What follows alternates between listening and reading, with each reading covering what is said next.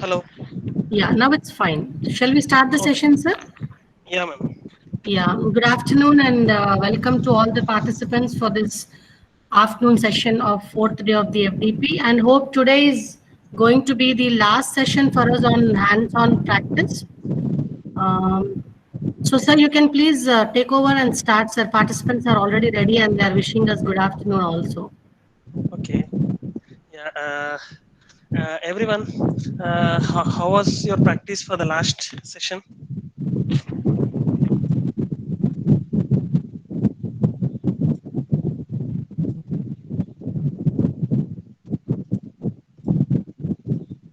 Have you gone through all the previous?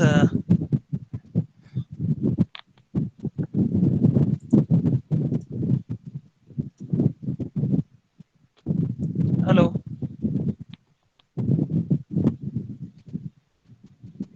Have you done your practice? We discussed a lot of things yesterday. I'll just reiterate what all we discussed. We discussed something about security groups. What was security group? Why do we use security group?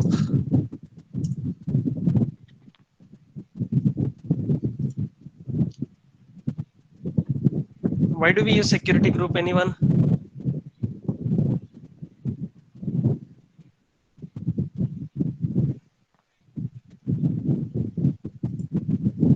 We discussed something about IAM. We discussed something about volumes. We discussed something about snapshots, and we discussed something about AMI, right? And we discussed what else we discussed yesterday.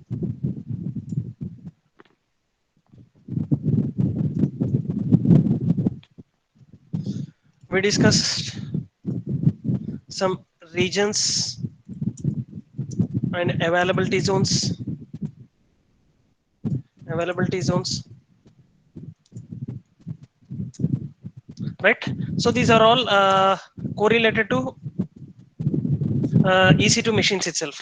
So from the EC2 machine itself, we discuss something about security group. We discuss something about volume, snapshot, AMI, regions, availability zones, and we also had a small discussion about load balancer, elastic load balancer.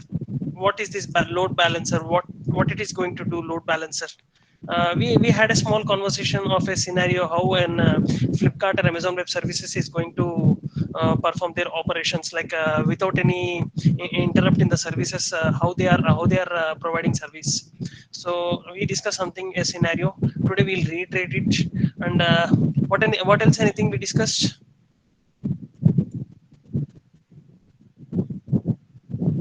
Sir, ma'am, everyone can unmute, ma'am. Everyone can speak.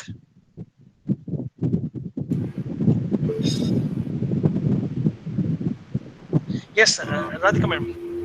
You can tell us.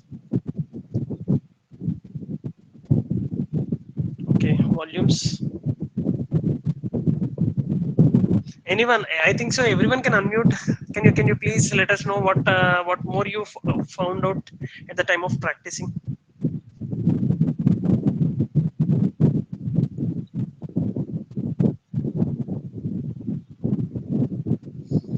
Sugesh sir, are you there?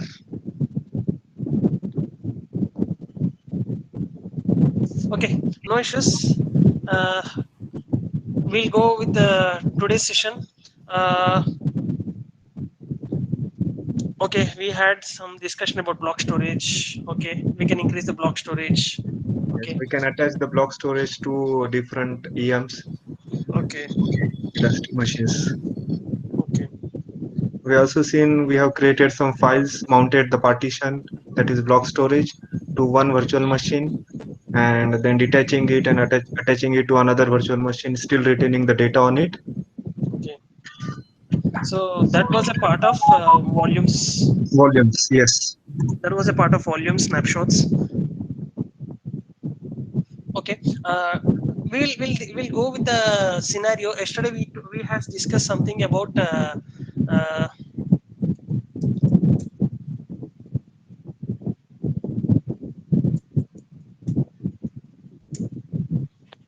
So we discuss a scenario. The thing is, Amazon or Flipkart, they host a web server. They host a web server, and what happened is how this uh, big billion days or some fresh like some a large what we call uh, sorry, shopping days someday. So how the traffic is controlled, how exactly they are performing the operations. For example, we'll take a machine, and on this web server, what they will host the website Amazon.com. So what happened is this Amazon.com website only, you take a large machine, maximum you think that it can support 10,000 requests at a time. So it can access 10,000 requests at a time.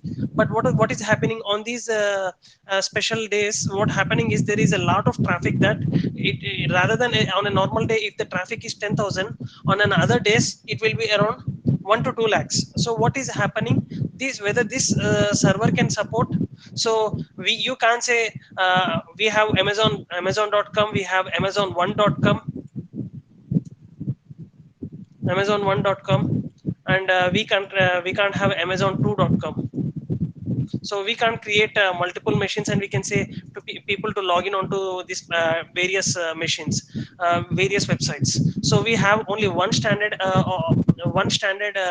website, that is Amazon.com, and from that particular website, from that particular DNS itself, you are responding to each and every individual. But our machine is not supporting for this type of feature.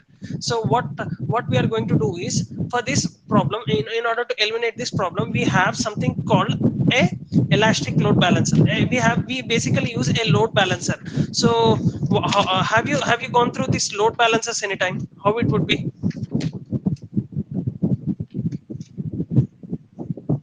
So have you seen, yeah, this load balancer also looks like a normal machine itself. And today we basically we use physical load balancer like HA proxy or FI load balancers for these type of operations. But in order to set these load balancers, you need to know a lot of you need to set a lot of rules, and it was very tough initially. We need to purchase the infrastructure, and we need to make some programmatic set of rules in order to configure this load balancer. But when cloud came into existence, this whole sort of activity, getting a physical load balancer and paying for it, and configuring the set of rules, it got decreased. So how a load balancer is basically set on EC2, we'll see on a normal Amazon Web Service, we'll see. Before that, we discussed yesterday about elastic load balancer. There are three types of elastic load balancers. I'll just show you. Sorry.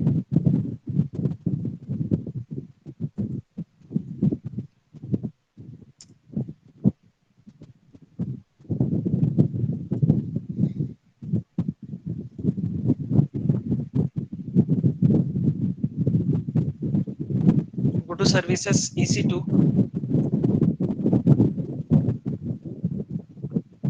and on the left side you can see something called load balancers.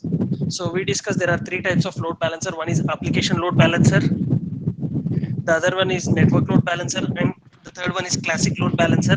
Classic load balancer is a combination of both application load balancer and network load balancer. And basically application load balancer usually supports for a web server type of applications. And with this you can launch a web application on this application load balancer. But for example, if you're taking a large database, and if you want to share it among multiple machines, then you have to go for network load balancer. uh, so like we'll just go with a classic load balancer. Before that, what we are going to do is, now i want to I want to have only one Amazon.com. So what I'm going to do is, I'm for example, for every uh, for every server, you basically, in order to make, in order to launch a website and in order to share your information to the outside world, you have an stack called LAMP stack. So what is this? LAMP stand for L stand for Linux, A stands for Apache, M stands for MySQL, and P stands for PHP. So Linux is an operating system. Apache is going to do is Apache is going to make some services like HTTP service. It is going to, and MySQL, it acts as a database, and PHP is the programming language where you are going to write your all pages. Yes, sir. Everyone clear, sir? Any problem till here? No, sir. Okay. So LAMP, basically we will install a LAMP service. So what we'll do is this Amazon.com, Amazon1.com, Amazon2.com, we are not going to make different things. What we are going to do is a standard static page that this particular Amazon.com page is launched. This particular page is launched over. So what we are going to do is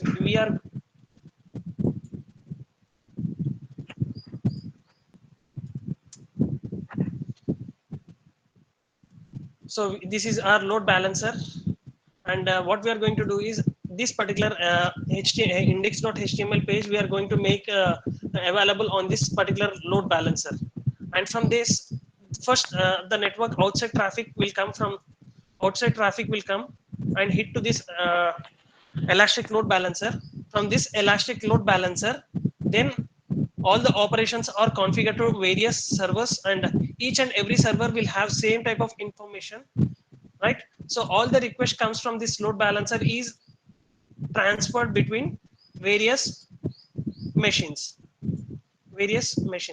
So this, what we are going to do is we are going to establish a load balancer. We are not making an automated load balancer. Just this load balancer is going to transfer the request only to these particular machines, and we are going to create these machines and we are going to add to this load balancer. So elastic load balancer is something where where there is some property called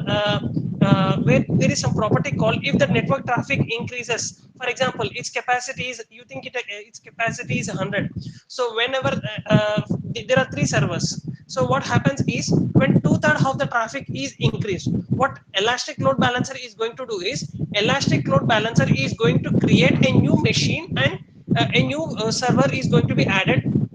A new server is going to be added to this particular pool. So based upon the traffic, this particular load balancer is going to automatically increase the EC2 machines, and it is going to provide services. Once the network traffic is reduced, when the number of customers are reduced, automatically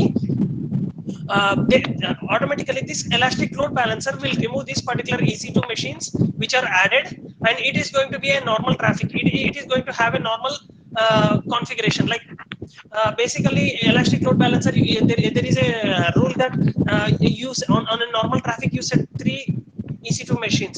If the traffic is increased, you increase the number of machines, and whenever traffic is reduced, the elastic load balancer is going to reduce all the virtual machines. What it is going to do is it is going to take back all the data, all the operations which are performed on that particular server. It is going to take a backup, and again the virtual machines are going to be deleted. So this is how an elastic load balancer helps in today's world. So most of the organizations at present day, they are using this particular elastic load balancer in order to configure their web applications. So what we'll do is we will install, we'll make all the 3 servers ready and to this particular elastic load balancer. And this is EC2 1. This is a normal EC2 machine.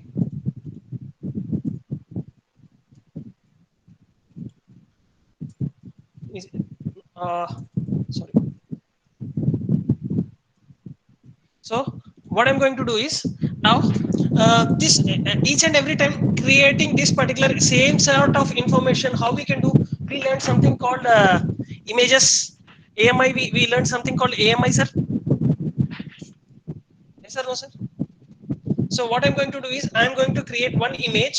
From that particular image, what I'm going to do is I'm going to create the same images. Like I'm going to create the same machines.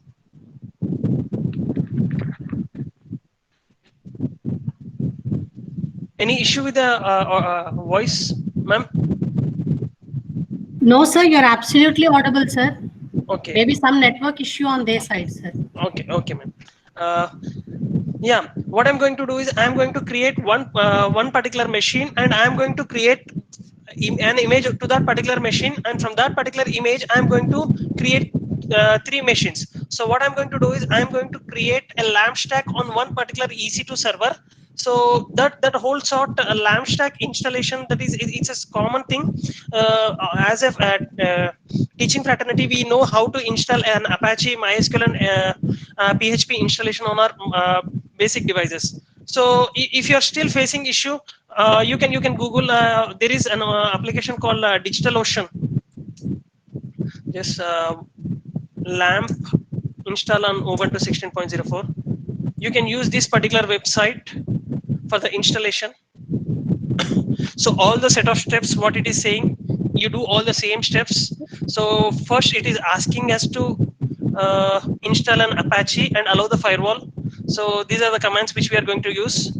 And on the configuration file, Apache 2.conf, we are going to give our server name, and you're allowing the ports. So make sure that you're allowing ports on your security group also before installing. And when you install, you have to get this particular Apache. After installation, you have to get this particular page. And MySQL installation, this is the package that we are going to install, that we have to install in order to get MySQL. And this is the package that you are going to install for PHP. So why we are taking PHP is when you look onto the PHP page, you can get that which server you are accessing. So what I'm doing is I already have a lamp stack on my mobile. Sorry, I have a lamp stack on my EC2 machines. So I already have a machine. What I'm going to do is I'm going to connect to this particular machine which is having lamp.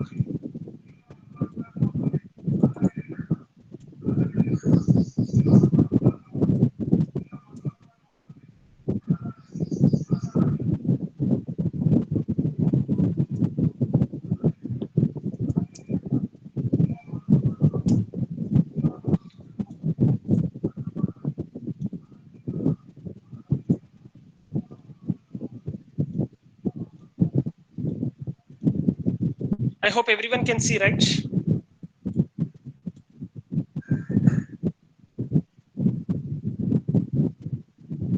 Yes, sir. I have shared the DigitalOcean link. That is in order to launch LAMP services on your Ubuntu machine.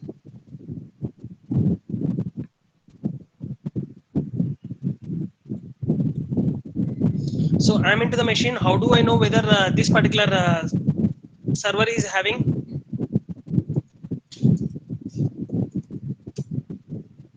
So you can see that this particular machine already have an Apache 2 software.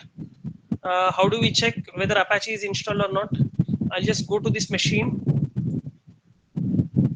and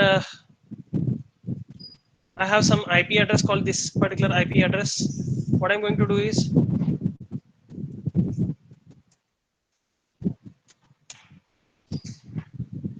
see this particular machine is having an Apache, and I can ping from the outside world. No issues. We'll take another browser.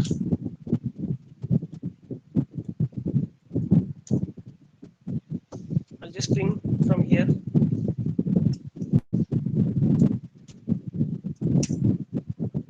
Right, and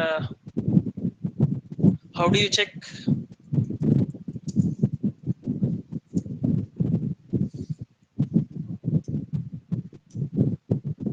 And I already have MySQL also, right? And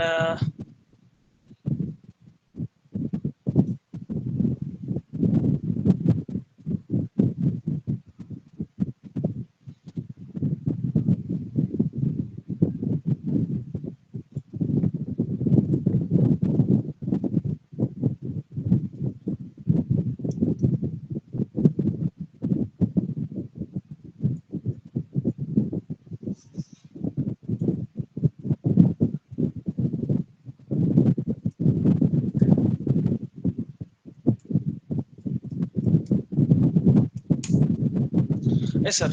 On the same machine, I already have PHP. So how do I know this machine is pinging or not? So I have something called IP address over here. So I have this particular image. I have this particular Apache software. Now this machine is already having. What I'm going to do is I'm going to create an image for this. So you all know how to create an image. So see, sir, I already created an image. Now what I'm going to do is I'm going to use this particular image to create multiple machines. So what I have done is you consider the machine which I have created now. This machine is having something called LAMP services. Now what I have done is I have used this image. With this image I am creating two more machines. I'm creating two more machines. How we are creating? We will create something called an AMI. We all discussed how to create an image yesterday. Yes or no, sir? We all know how to create an image. Yesterday we have learnt it, sir. So from the image we can create multiple uh, same type of images. Like we already installed LAMP services on this particular server. Apache, MySQL, and PHP. The same Apache, MySQL, and PHP are visible on that particular machines also. So what I'm going to do is I'm going to take this.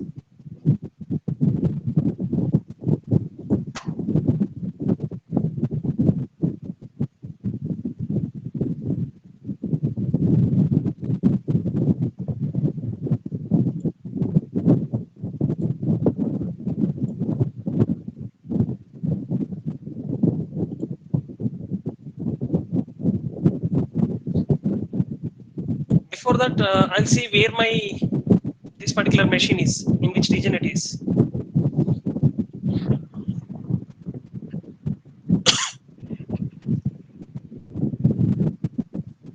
The name I have given as LAMP in Ubuntu, and it is in US West 2C. I'm going to create my image in US West 2C itself. Once I'll do, and you all can try later.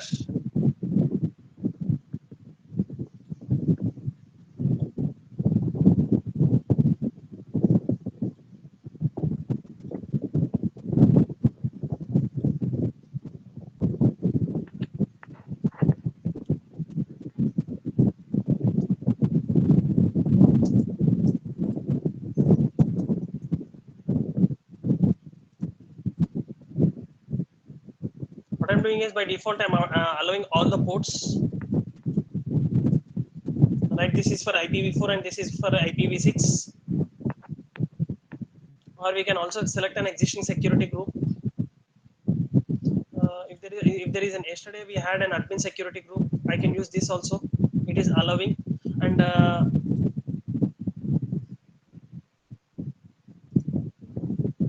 I want to use the same chem file, my AWS.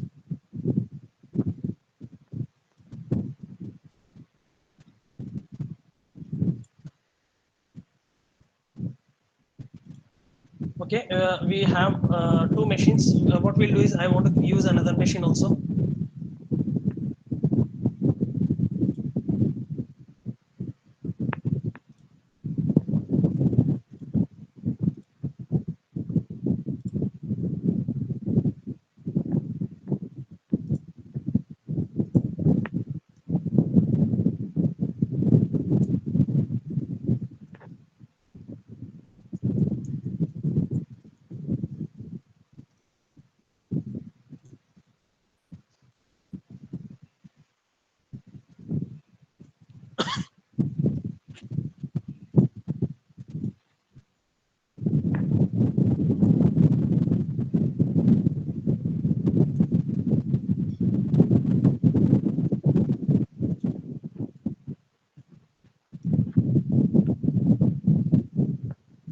So LAMP in Ubuntu is one is running. Once we'll see what this machine is going to do. I'll just connect to this machine.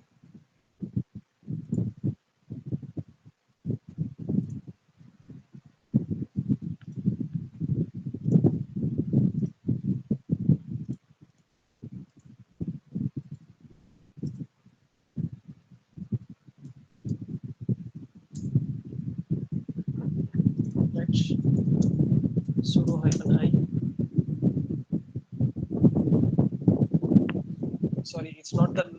destination folder where I have the PEM file.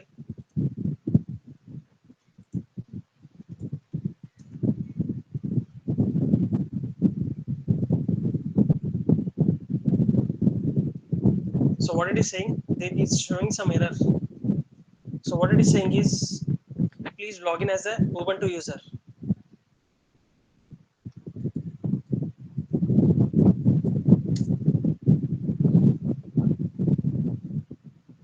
Right, sir. I'm into the machine. Sudo -i and systemctl status Apache 2. Right, Apache is there. But what I have to do is, I'll show you one thing.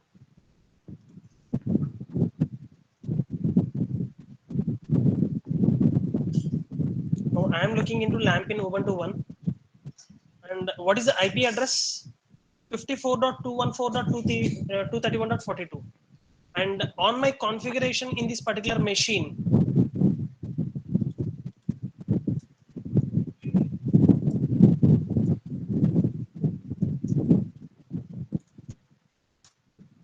so it is showing something 18.237. This was the machine I have from the same image I am creating. So what happening is, it doesn't know to change the public IP. We are supposed to change the public IP from the previous configuration. So if you're not changing this particular configuration file, if you're not giving the public IP, and if you're trying to do that, it is not going to work because your server name doesn't know the public IP. You are not given with the public IP.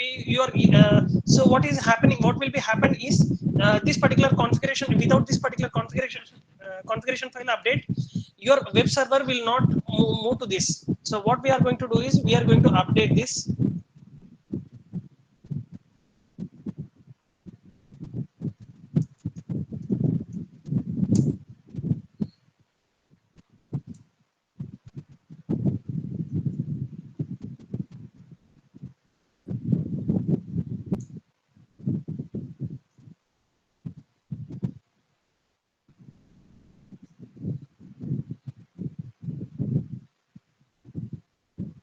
And I'll just come here. I'll just update the public IP of Ubuntu 1 54 dot, right. I'll just save this, and what I'll do is, I'll restart this particular Apache.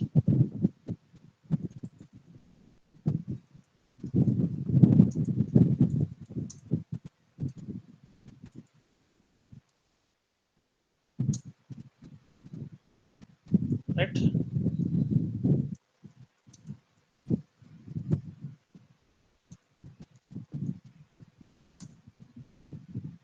Okay, PHP not required. Once I'll try to ping it from outside world.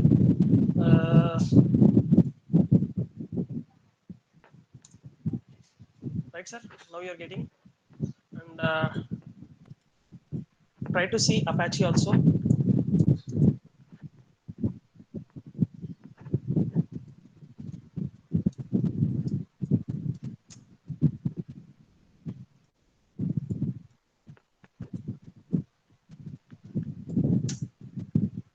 Right, sir. One more machine also will do. This Ubuntu 2 is ready. What I'll do is, I'll go actions, select connect. Please be patient. It is taking some time, I know, but it's very important. Configuration is.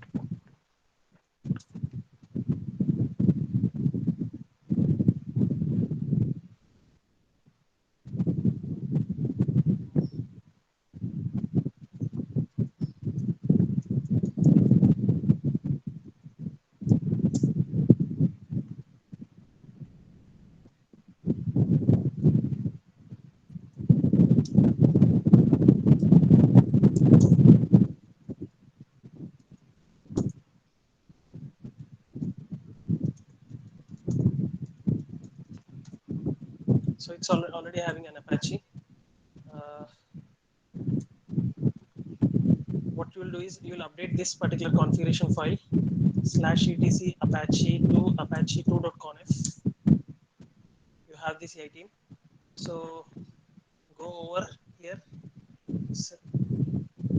copy this public IP and update this file.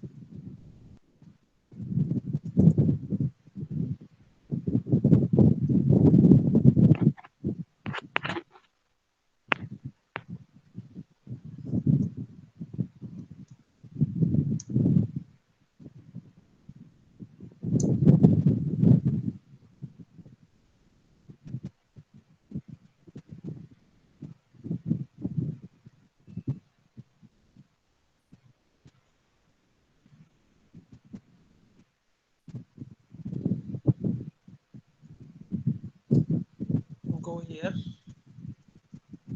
update with the public IP.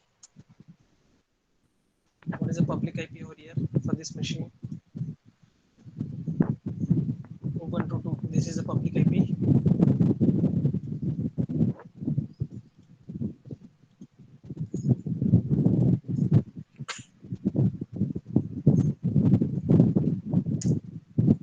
Now restart this particular Apache 2 service.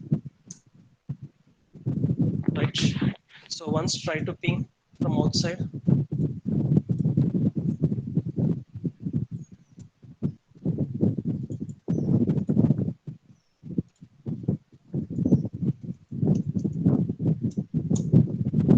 Right, it is pinging. And how about PHP? Right, it is also pinging. And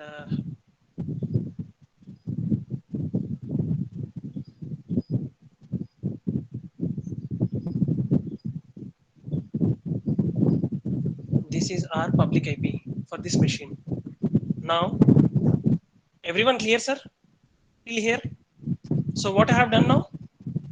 What I have done is I have created LAMP service. What I have done is I have created 3 machines, and 3 machines are having the same sort of configurations. So what you are doing is now not only systems, you are copying the data also.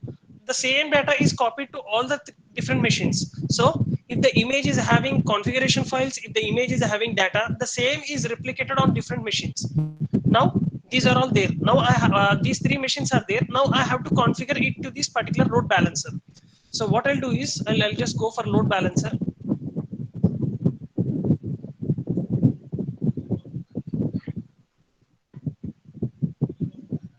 I'll just create a load balancer that is a classic type load balancer, and I'll give my load balancer as load balancer.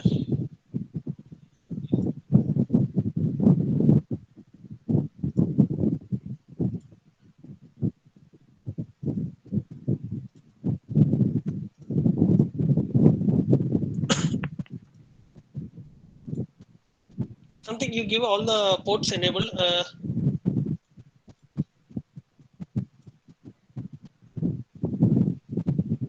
Load balancer.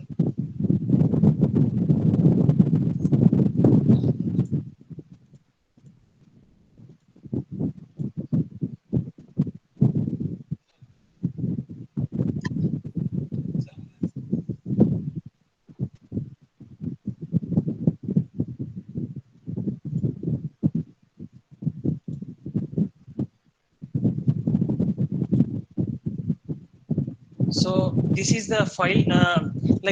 What we'll do is whenever our students are doing some project, and whenever we are setting some load balancer, our students the project in LAMP, they'll do all the they'll configure the file that index.html /var www index.html file. What you will do is we'll keep the same file over here. So what I'm doing is I'm giving info.php file, and I'm just changing some configuration. What is this? I'll let you know. This is 2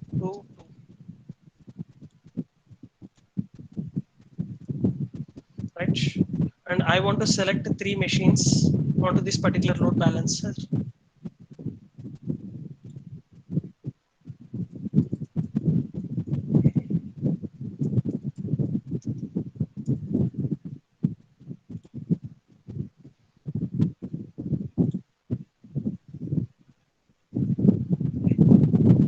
Please wait for some time. Your load balancer will be created.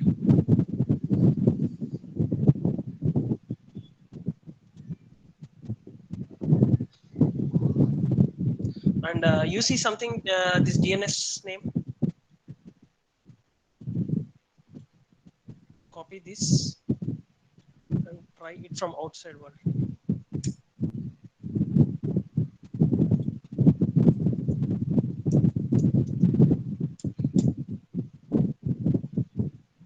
This will take some time.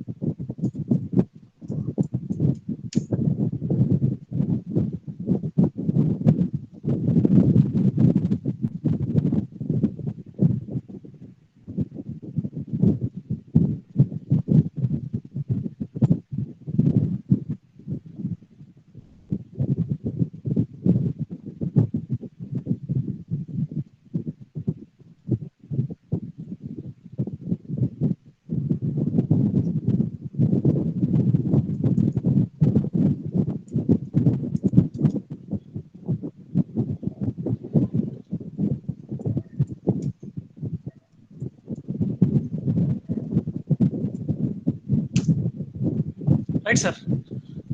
See, my load balancer is configured. Now I have been pinging this load balancer from outside. Now where this particular machine is 54.214.231, what we'll do is we'll just add these all information. Sorry.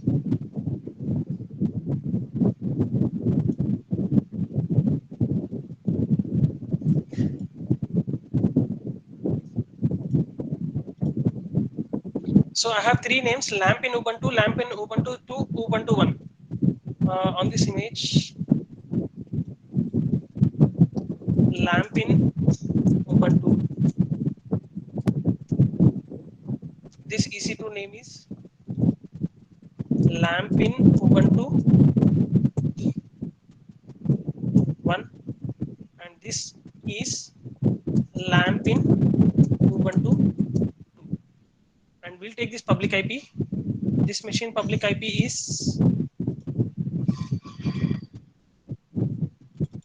18.237. What I'll do is I'll just simply paste over here, and this particular machine IP is LAMP in Ubuntu 1. Public IP is this, and LAMP in Ubuntu 2 public IP is this. So we are having 3 machines, and we know all the 3 public IPs. Now you start pinging from outside world. So how do you get this particular address? Just after creating load balancer, go over here. On the description, you can see something called DNS. Copy this, and go outside. Just give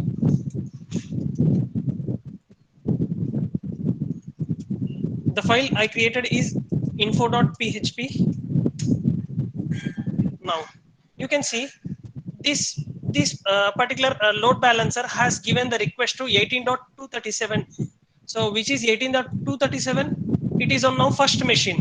So when I ping, this load balancer is taking the request to this particular lamp in Ubuntu 1.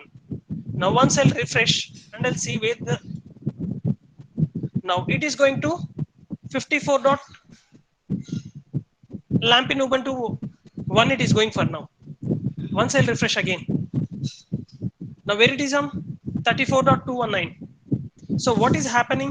What this particular load balancer is doing is it is sharing its traffic to multiple users. Are you all clear, sir? Yes, sir. Yes, sir. So you got some clear scenario now how this particular load balancer is working. So simply what we'll do is we'll tell our students to create an image, store that image, and tell them to tell them to attach it to a load balancer, and tell them there are some tools where you can increase the traffic, not real traffic. You can create an virtual traffic, and you can increase the load balancers. So this is the concept which we are planning to do from the last 2 days. So are you all clear? What all topics we discussed over here? We learned something to make this topic. We use something called security group. We use something called EC2 machine. We use something called volumes, and we use something called AMIs, right, sir? And we have created an elastic load balancer. Yes, everyone is clear, sir? Everyone is clear? So this whole set of creation is little bit tough for you at present to do.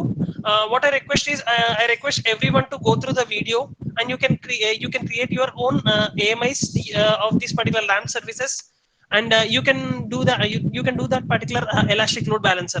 Configuring this AWS elastic load balancer is very easy.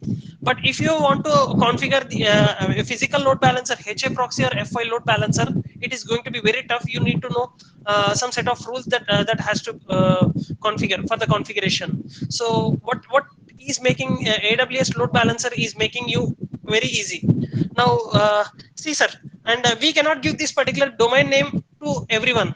So what we have an option called Route 53.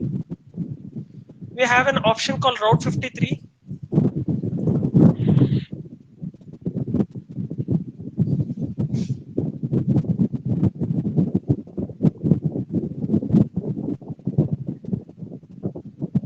We have an option called Route 53, and what we are going to do is this Route 53 acts as a DNS. This Route 53 acts as a DNS. Now what we are going to do is we are going to register something like a third-party GoDaddy, and we'll tell our we want to register something like Amazon.com, Flipkart.com, a unique name which your website want to be, and you are going to give something called DNS, right, sir? You are going to have give some DNS.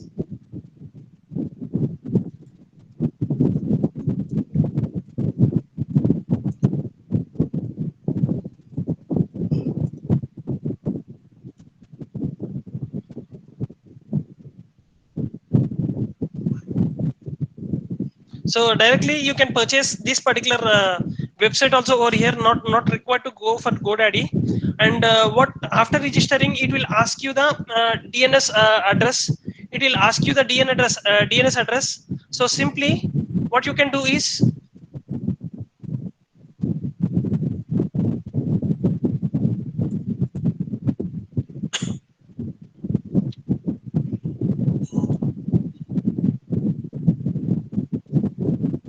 what you can do is you can give this particular DNS address over there, and what it is going to happen is it is going to automatically convert this particular DNS. What it is going to do is it is going to convert from that particular naming convention to this particular DNS address. So you all know what DNS is. So we will have two things. What DNS is: domain name server. What it is going to do is it is going to, whenever a person is requesting some application, so what it is going to do is it is going to change its information from naming convention to IP address. So we all know that usually servers communicate, or all the traffic communicate with the help of with the help of this particular application itself. So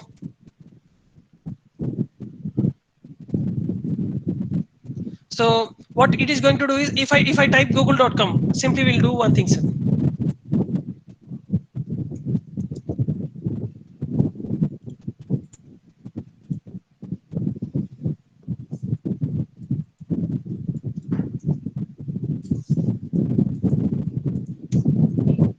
Is google.com is giving, or it is pinging to an IP address?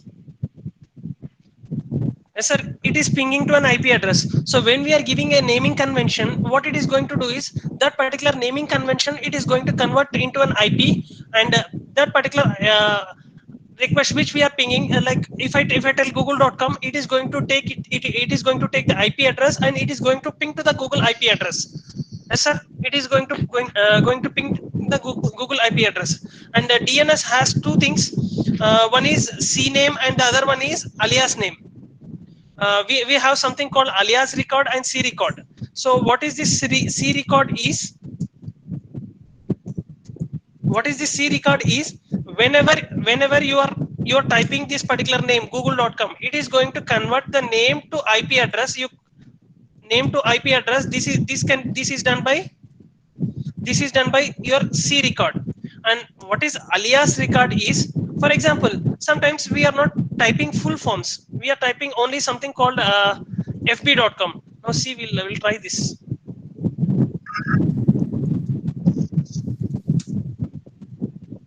How does this know the? How does your computer know that fb.com is facebook.com?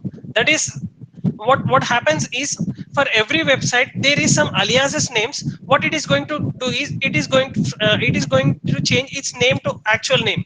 So what I have done is, I have given something called fb.com, but it has taken to facebook.com. You want to log in actually facebook.com, but you're giving an alias name. So rather we call our everyone will have a nicknames, like pet names. So that is similar to this particular alias itself, sir. So what DNS is going to do is, DNS is going to have convert naming to IP address, sir. So what we are going to do is, this route 53, we are going to register a website. After registering this route 53, after getting one particular website, there it asks your exact DNS address. So if you give this particular DNS address over there, your name on the next to that of name, you will give this particular DNS address. It will automatically take you to your website. So this whole part of scenario, all our students is doing that. They'll create a website. So tell them to create a website and tell them to attach it to a load balancer. Just tell them to uh, get a name, DNS name, and do it. So now what, for example, if you are a startup company, you know these all features, you can easily launch your own website now. These all things we can do, right, sir? Now, yes or no, sir? These all things we can do. Now we know something how to configure a load balancer. We know how to configure these particular LAMP services, right, sir? So it's very easy now to launch your own website, and you can work as a startup. So a small sort of projects we can tell our students to work on this. Everyone clear, sir? Any queries with the load balancer, or any queries with this particular application? I know it is tough with the LAMP, but you can Google it on various operating systems how you can use LAMP. Yes, sir. Narasimha, sir.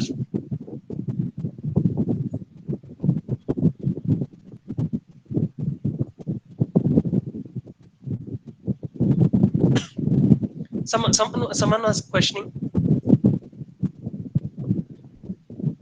Any queries?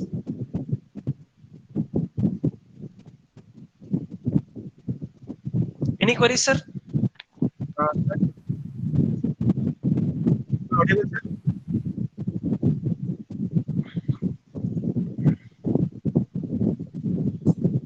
Yes, you can type the question, sir. If your voice is getting disturbance.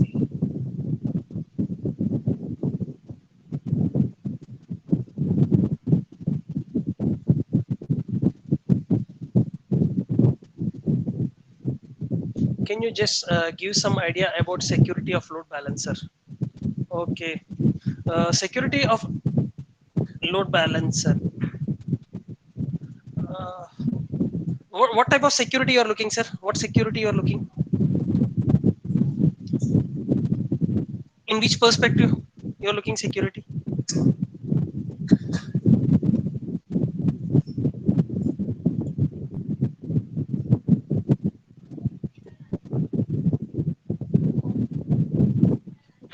There is no intrusion.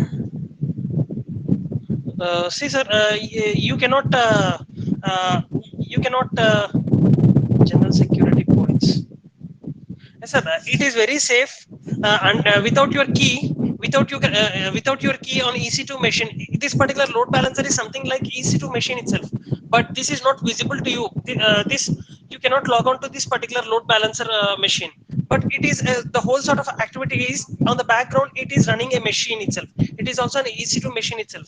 So how secured your EC2 machine is, your load balancer is also secured, and there is no limitation to that. There can be n number of EC2 machines that you can add it to an load balancer here. So how secured your EC2 machine is, in the same way your load balancer is also secured, sir.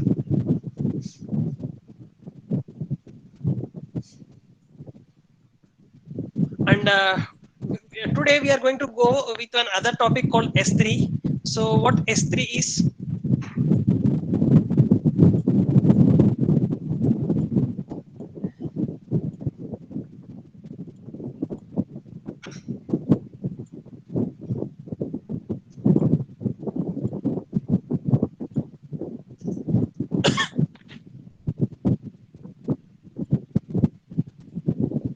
So S3 is something called simple storage service. S3 was the first service to start on AWS. So still today, on a storage perspective, S3 is the only top service of all the public clouds we have, sir.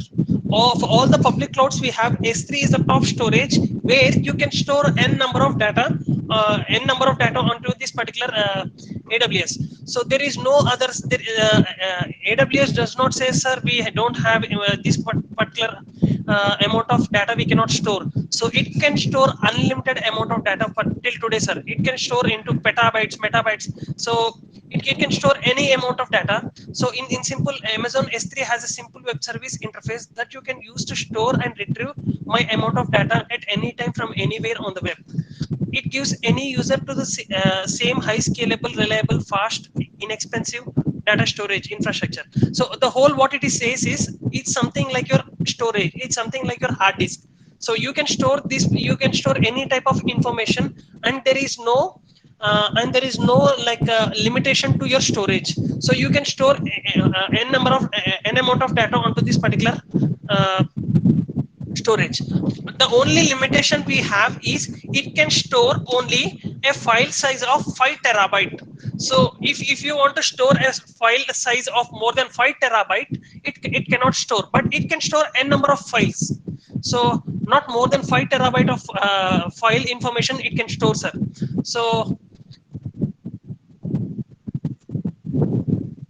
simply I'll just show you how we are using this particular S3. Go to services, S3. Now what S3 will basically have is something called S3 stores. In order to create some storage, you call it as a bucket in S3, sir. You call it as a bucket in S3. So the storing format starts with a bucket followed by an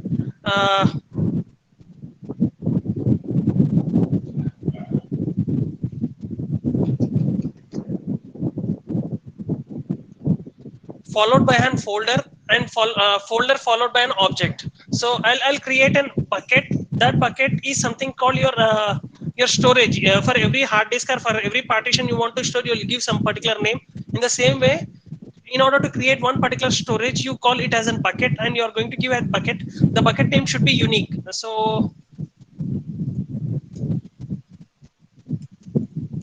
I'm giving something called test me -Vinod, and I want to create, and this S3 storage is basically does not have anything like regions, anything like availability zones. It is related to one particular region only. So you want to create a bucket called test me hyphen Vinod and give these permissions, because you everyone has to access. The people on the web also should have the permission to access, and the rest you just leave. You just make it as an create bucket. So you have created a bucket called test me hyphen Vinod. The name should be unique. No one in the AWS services has to use this particular name. So I have created a bucket. On the bucket, what we are doing, storage is something called storage. Why we use storage? We use to store data. So what we are going to do is, on this bucket, we are going to store some objects and we are going to create some folders. So before that, I'll show you one configuration. Uh,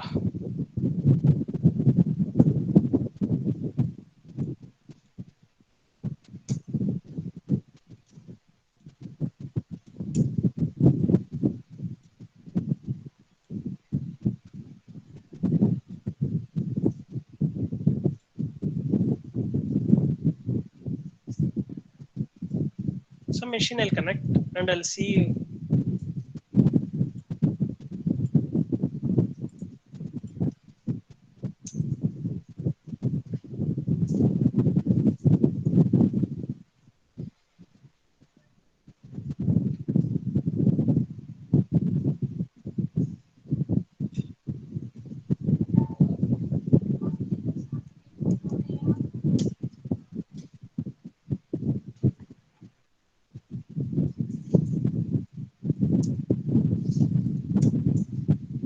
Now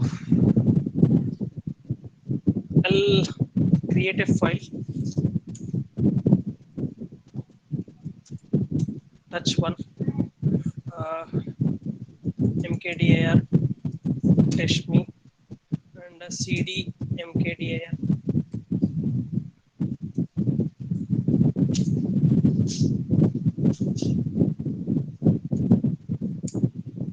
I'll create two more files over here. Touch 2, touch 3, and on this again I'll create a directory.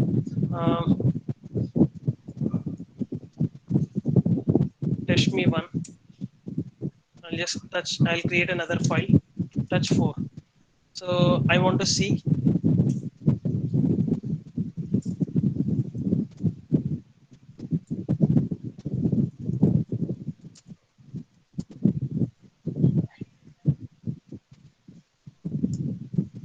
So this is how my folder structure is. You can see, sir, not here.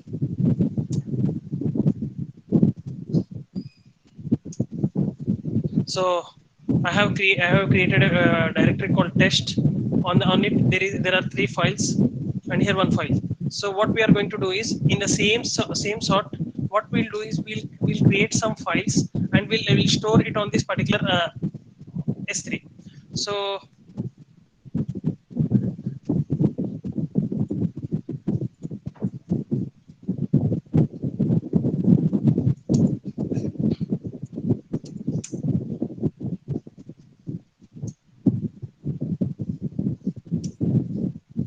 on the desktop I created a folder, and on that particular folder I have 4 files. What I'm doing is I'm storing this particular file onto this bucket. So what I'll do is, how we are going to do is, I'll show you, sir. How you are going to store the files, I'll show you. On services, go for S3, and you already have created a bucket. Go into this bucket, then click on upload, add files. First file I want to add, and I want to store. So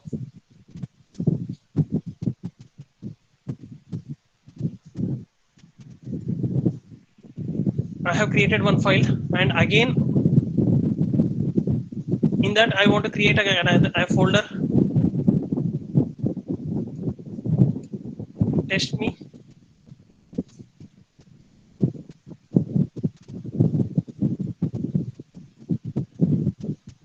created a folder. In that particular folder, I'll just add 2 files.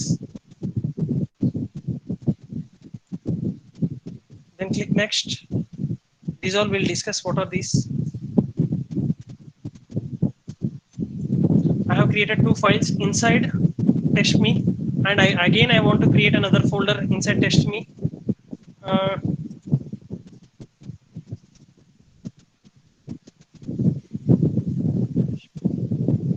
Something test.me, I have created a folder. I'll just save it.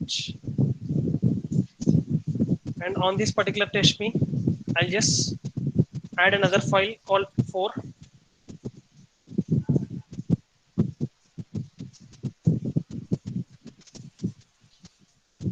Now you have created this particular bucket. This bucket is having 2 folders and total 4 files. Now what you want to do is you want to share this. Why this is why we are using this particular S3. S3 is something like storage. Now you want to store this particular information, and you want to also give it to the people. So you want to share it to among your users. So how you will share is just go here. I want to share a file called 1. So I'll select this particular file and I'll click this particular file. So there is an option called make public.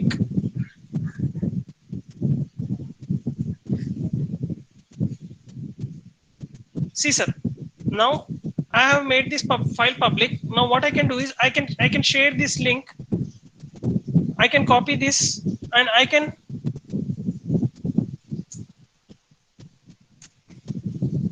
it is asking you to create a file. It is asking you to download a file. So in this way, we can store the files, and we can also share it to the people outside over the AWS network. So in this way, all the files can be used for storage purpose. So all the S3 can be used for the storage purpose. So these days, what exactly these you can see some government websites like some particular forms or particular applications where they want to transfer some sort of information, like they want to share some files. So what they are doing is they're storing it on S3, and they're simply sharing this particular file. So this particular S3 doesn't have any limit for the storage purpose. It can store till 5 terabyte. It can store any type of files. There is no limitations for this particular storage purpose. So there is no limit for this particular storage purpose. So we have created a file, we are making it public. Now this particular S3 is stores files in 3 different formats. So in 4 different formats. Sorry, the first one is a standard storage, redundancy storage, infrequent access, glacier. So we'll discuss what all these 4 are. So what a standard storage is, by default, whenever you are creating a bucket, the bucket does not have an availability zone. What bucket is creating across the region.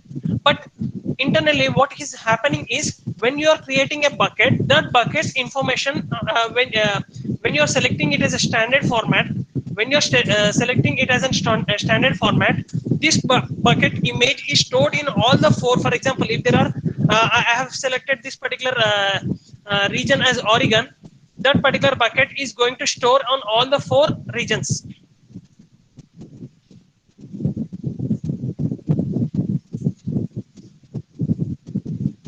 So I have selected something called Oregon region, and this particular bucket stores on all the 4 availability zones of Oregon.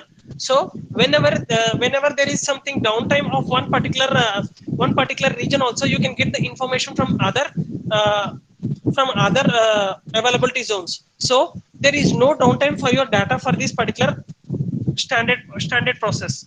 And the next one is reduced redundancy storage. This reduced redundancy storage is somewhat cheaper compared to that of standard, where when you select an option called reduced redundancy storage, what it is going to do is it is not going to store in all the 4 availability zones. It is going to store in 2 or 3 availability zones. So based upon the volumes, and based upon that particular thing information, so your particular AWS will store the information or data on one or two availability zones. And the next one is infrequent access. So for example, what infrequent access is nothing but whenever you're storing some data and you want to store, you want to share, or you want to store that information for only some amount of time, and later you don't want to store it for large amount of time. You just we all say there is something called archival. What does an archival do is, archival is nothing but a storage purpose. For example, every company maintains its storage, and they also store it onto the cloud. So when there is some natural disasters, when there is some problem with the data centers, what they are going to do is that particular archival storage, they'll get the information from that particular archival storage. They're going to restore the service again, and they'll run the service again. So this is something about infrequent access. And Glacier is something like you're storing your complete data, sir. You're storing your complete data on you're making a copy onto the storage, that is something called Glacier. Glacier is something like storing all your information on the cloud. So basically, the cost of standard is high when compared to that of reduced redundancy and infrequent access. So the cost of reduced redundancy storage is somewhat less compared to standard. So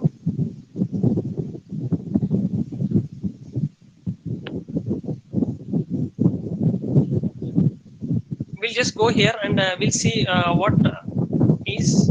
Now I have this store. I have created this file, and it is in the standard format. Now what I want to do is, I want to make this format into some other format. So what I'll go do is, I'll go for permissions.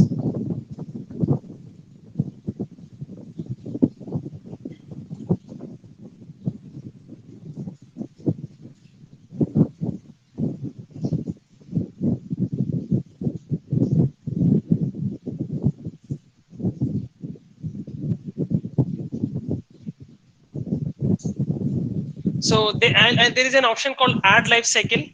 Select this add life cycle, and give some name.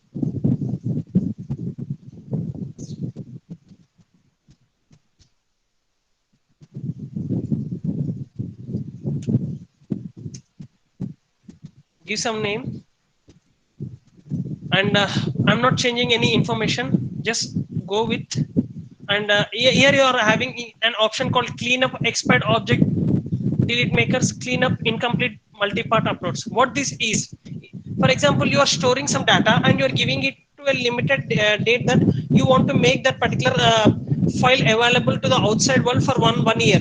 So after 1 year, it is automatically going to delete this particular copy. And this incomplete multi-part is nothing but it is going to ask whether we are supposed to create whether we want to make it an archive for few more days or not. So I'll just select this current version, and I'll just give it the validity as 365 days.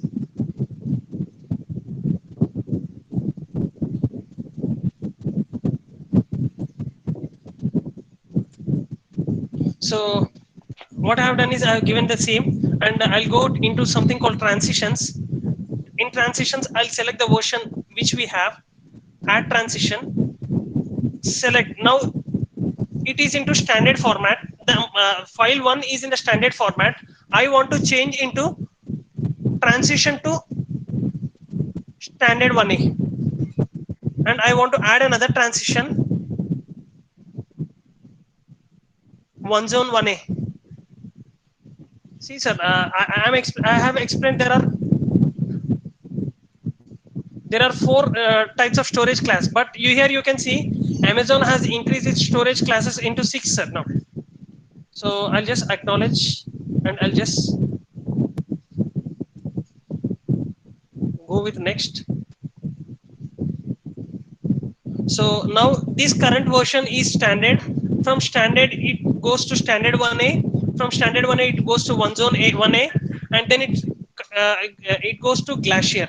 So there is some period for every 30 days. It is moving from standard to different zones, sir. Different storage classes. So are you all clear, sir? Are you all clear till here, sir? What we discussed? So can you try this particular method, sir?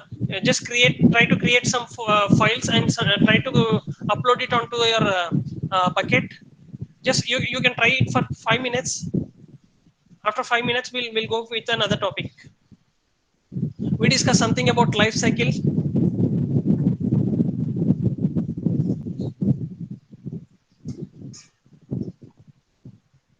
Can you please try this and can you let me know, sir?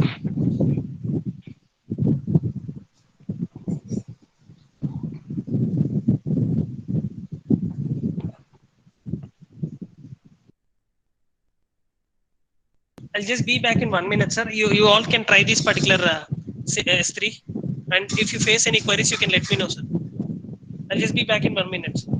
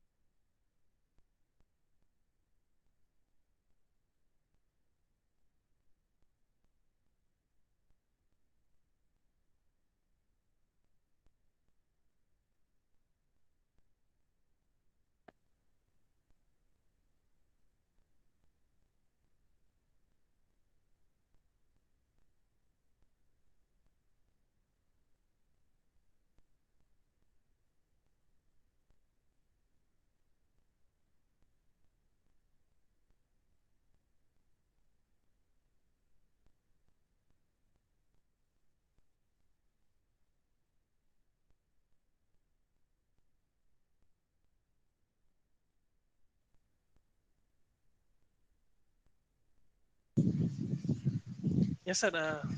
I'm not speaking, sir. Prakash, sir. Just now I was in mute.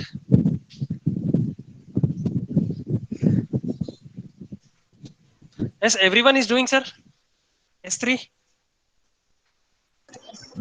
Yes, sir. Prakash, sir.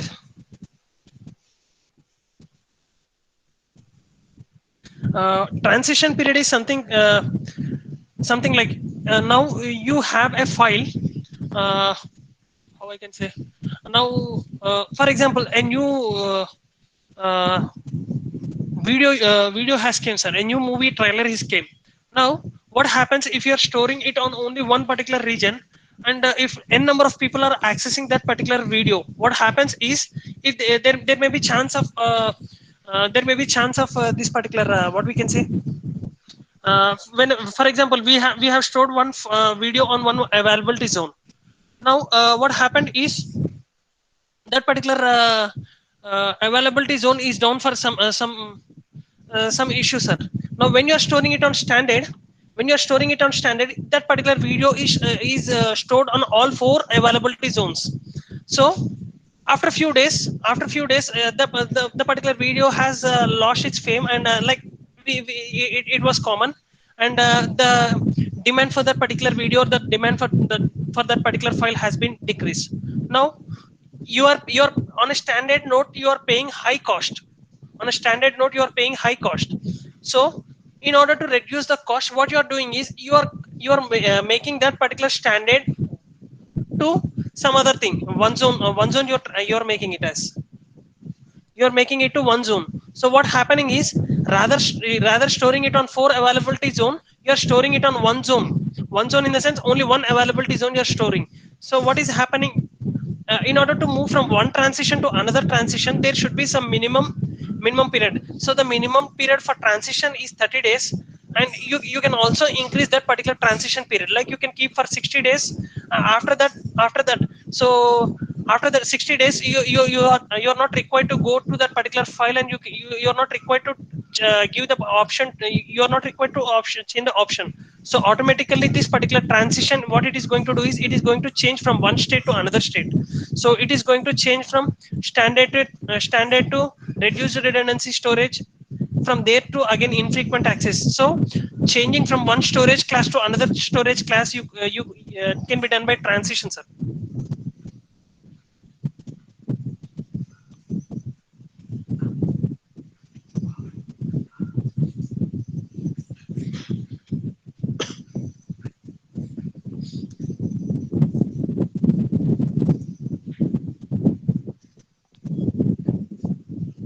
So basically, S3, we can store up to 5 GB of data on our free tier accounts. If you are making anything more than 5 GB, everything is being charged, sir.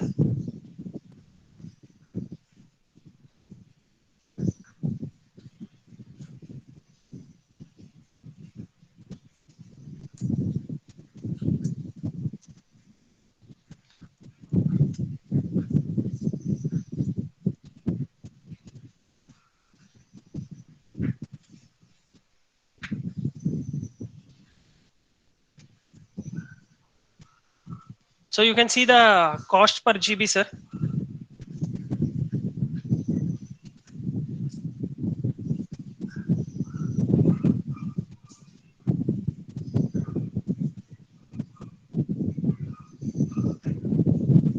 And one more thing, sir. S3 will charge for 2 things, sir. AWS will charge for S3 for 2 things. One is for storage. Second one is for access, like for retrieval and uploading and uh, downloading, sir.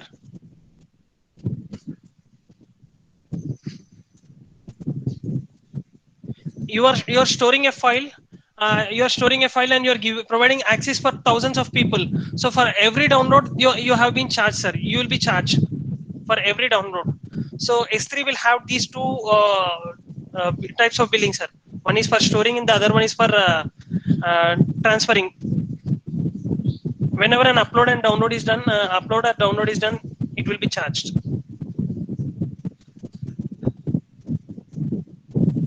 And a normal storing a file, this particular file,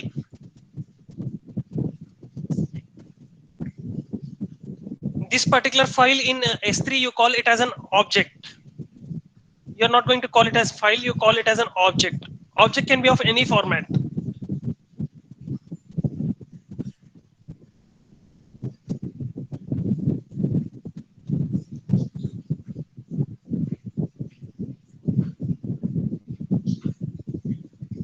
Is there any period for this 5 GB free storage, like from 1 year to 2 year? Sir, basically for our free tier accounts, it will be for 1 year from the date of your inception of your AWS account. From till 1 year, it is 5 GB is free, sir. but make sure that your usage does not change, sir. So you know how to check the billing of your storage is also applicable for chat box for website also if we create the using AWS. No, sir. That particular chat box, like something. It's like application itself. So if you are storing some information, it will be charged, sir.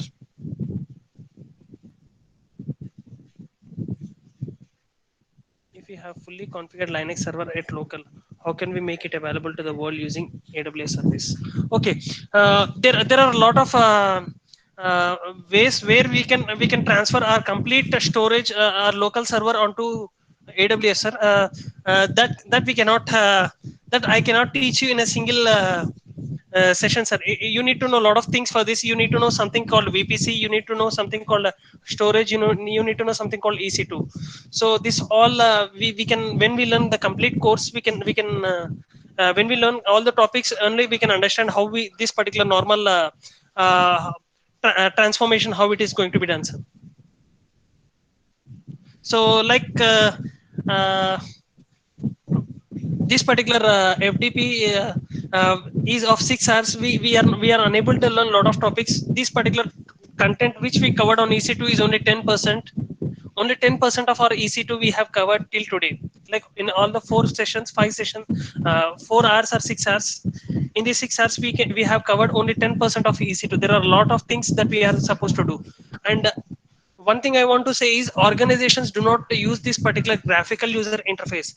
They use something called CLI mode. And everything has to be in a command line prompt, sir. So everything has to be in a command line. So you go and tell some industrialist that I want to. I'm an AWS expert. Like I know something AWS, and I'll do from graphical. You are not supposed to do that, sir. In an organizations mostly we will do in an CLI mode. So creating an bucket, creating an EC2 machine, everything you are supposed to do in a command line interface. And for that you need to know two type of scripting. One is JSON type of scripting, or YAML type of scripting, sir.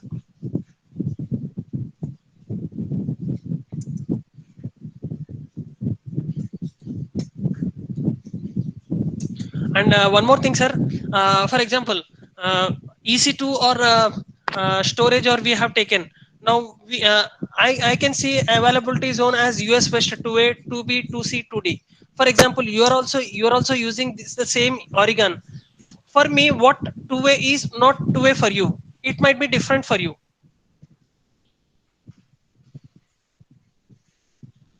Yes, sir. The regions, there will be 4 regions, but the region which I have to a is not the similar to a region. It is of security purpose, sir. It is due to security purpose. The region the same region we cannot find. Yes, sir.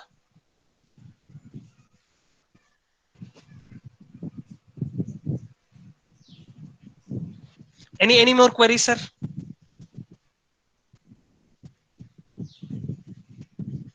Any more topics which you want to learn now? Vinod sir, Yeah, ma'am. actually, some of the participants, when we asked them to create this AWS account, they were asking that after these 3 days of hands-on, can we like cancel the account which we have created? Please stop all the services, and you can do that, ma'am. We can do that on AWS site.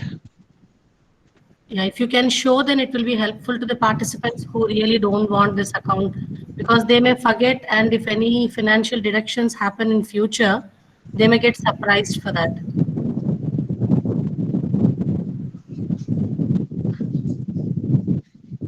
I haven't done any time. I'll just see.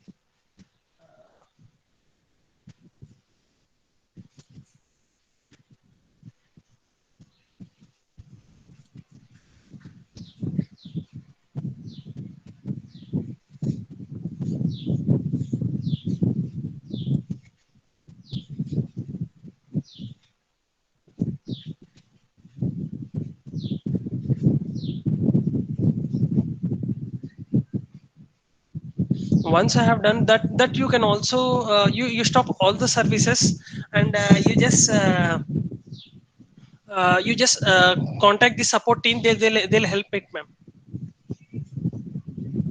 Okay, sir. Okay, thank you.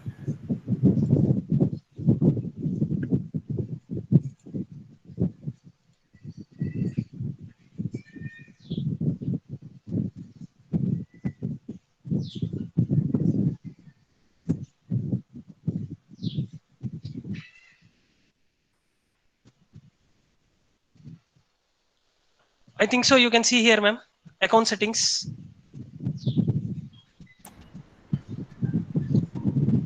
Close This account. yes, close account. So once you close all the services, once you pay, if there is any bill, you pay it, and you can do this closing, ma'am. Okay. Okay, sir. I'll take the help of this recorded video. Well, I'll do it. Inside the building, you can see, ma'am. Okay, sir. Okay, thank you. Like some of them were asking me, ma'am, if we create account after this FDP, can we remove it? I said, I'll ask sir and let you know at the time of sessions. Yeah, fine, ma'am.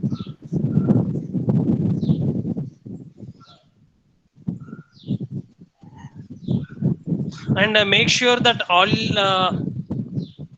your services are closed. See, sir, we will delete the EC2 machines, and we will forget to delete snap AMIs, or we'll forget to delete snapshots, or we'll forget to delete load balancer. So everything is being charged. So make sure whatever your application you are practicing, make sure that you are deleting that particular application at the time of closing your account, or once your practice is done. Yes, sir. Now what I want to do is I'll just